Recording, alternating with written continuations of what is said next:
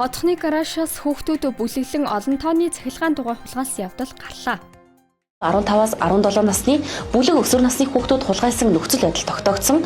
За мөн 3 ширхэг сурооны эд ангийг салгаж жижиглсэн ба эвдрэл гэмтэлгүй 1 ширхэг суроон цахилгаан дугуйг хадгалж байсныг олж тогтоон шалгалтын ажиллагааг үргэлжлүүлж байна. Шалгалтын явцад хан уйл дүүргийн цагдаагийн 1-р хөлтсийн алба хаагчид 5 ширхэг мопед болон сурааныг нэмэлтээр илрүүлэн хураан авчээ. Зэвсэгт хүчний Жанжин штабын харьяа Баянгар аймаг дахь барилгын цэргийн 399-р ангид хугацаас цэргийн алба хаагч амиа алдсан хэрэг гараад байна. Тэрээр камергүй газар амиа алдсан нь олонний анхаарлыг татаж байна. Хэргийг шалгахаар зэвсэгт хүчний Жанжин штабаас ажлын хэсэг гарчээ. Цэргүүдийнхээ аюулгүй байдлыг хангаж чадаагүй удирдлагуудыг ажлаас нь чөлөөлөх хүртэл арга хэмжээ авна гэдгээ салбарын сайд мэдэгдээд байна. Цаанагт унсан гүлхийг аврах гээд 14 настай сурагч амиа алдсан явдал Дорндын Чой болсон хотод гарлаа.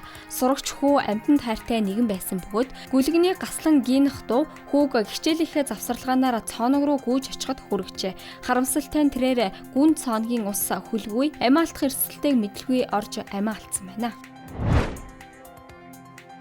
Бичил цахилгаан тээврийн хэрэгсээс үүдсэн осол буурахгүй байгаатай холбоотой гэмтэл сонгох судлалын үндэсний төвөөс зөвлөмж гаргажээ. Үүнд бичил цахилгаан тээврийн хэрэгсэлд зөвхөн нэг хүн суун, нэмэлт зоршигч тээвэрлэх нь мөргөлдөх, хохирол учрах аюулыг нэмнэ. Мөн чихвч гар утас зэрэг анхаарал сарниулах зүйлсээс татгалзаж, анхаарлыг зөвхөн замд төвлөрүүлэх, хариулт үзүүлэх боломж өгөхгүй ноцтой гэмтэлд хүргэж болзошгүй тул хурд хэтрүүлэхгүй байхыг зөвлөжээ. Чингэлтэй дүүргийн 14-18 дугаар хороо болон Сүхбаатар дүүргийн 14 дугаар хорооны нутаг дэвсгэрт байгуулж байгаа Сэлб дэд төвийн үйл явцтай олон нийтэд танилцах боломжтой. Сүхбаатарын талбайгаас дэд төв гэсэн маршрутаар өдөр бүр 11-14 цагт С1 чиглэлийн автобус аялж байна. Автобус 6 сарын турш энхүү аялна.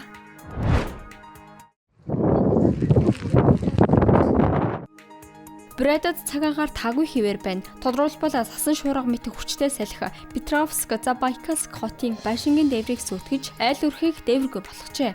Улаан үттэд ч мөн 3 хоногийн туршид цагаагаар муудах талаар мэдээлсэн. Салхи секундэд 20 м хүрч ширүүсч цас орж агарын хэм 8 градус хүртэл буурахыг анхааруулжээ. Ice Globe-ийн цөөн хормон мэдээ байлаа. Ажлын амжилт хүсье.